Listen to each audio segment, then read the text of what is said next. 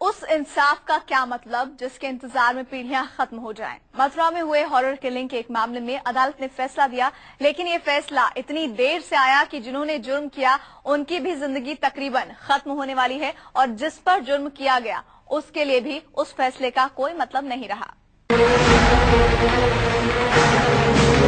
20 साल का फासला कितना बड़ा होता है ये शख्स से पूछिए। 20 साल पहले इस शख्स ने एक जुर्म किया।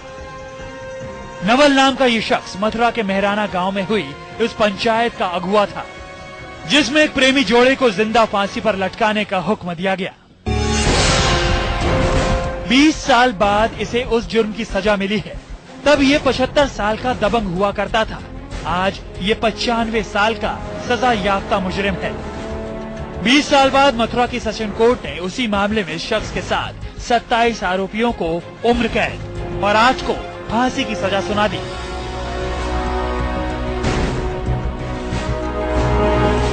उनकी भूमिका जिसको ज्यादा थी, जिन्होंने अहम रोल अदा किया था इस हत्याकांड में, उनको जो है फांसी की सजा सुनाई गई। शेष अभियुक्तगण जो है उनको आजीवन कारावास सुनाई गई। सेशन कोर्ट ने अपनी ओर से दूध का दूध और पानी का पानी कर दिया। मुजरिमों को उनके जुर्म की सजा दे दी, लेकिन फैसले में हुई देरी से हमारे जुडिशियल सिस्टम का एक बार फिर पर्दाफाश हो गया। एक बार फिर ये साबित हो गया कि हमारा जुडिशियल सिस्टम आज भी कछुए की रफ्तार से चल रहा है। जरा देखिए कैसे फैसले के इंतजार में इस केस के तमाम आरोपी जवान से बूढ़े हो गए।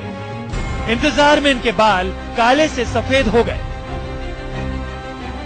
जरा गौर कीजिए 20 सालों में ये मामला कैसे अदालत की चौखट के भीतर दलीलों और दाव पेचों में उलझा रहा।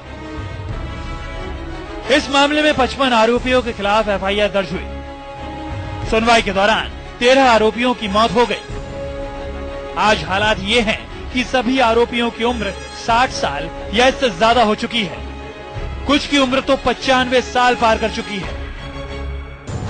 2 दशक पहले हुई इस घटना ने पूरे पश्चिमी यूपी समेत दिल्ली तक को हिला दिया था। वो तारीख थी 24 मार्च 1991।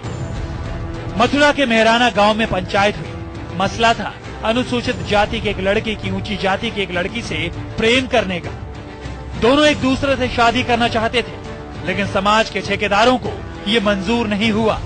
पंचायत ने दोनों को मोहब्बत करने के जुर्म में फांसी पर लटका दिया। दोनों की मदद करने वाले एक और शख्स को भी फांसी दे दी गई। अब अदालत ने उनके जुर्म का हिसाब कर दिया है।